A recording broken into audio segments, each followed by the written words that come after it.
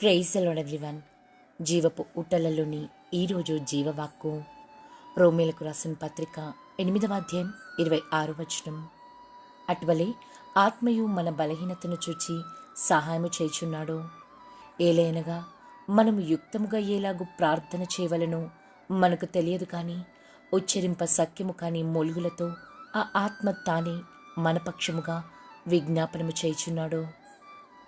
మన నిత్య విజ్ఞాపనకర్త యేసయ్య మన బలహీనతలన్నింటినీ ఎరిగినవాడు కనుకే ఏ స్థితికైనా సందర్భానికైనా మన పక్షాన నిలువబడి మన మనవులన్నింటినీ తండ్రి సన్నిధికి చేర్చడానికి పరిశుద్ధాత్మను మనకు తోడుగా ఉంచాడు. మన బలము, మన సహాయము, మన జ్ఞానము, మన శక్తి అన్నీ యేసయ్యే. ఆయన ఆత్మయే మన ఆదరణ.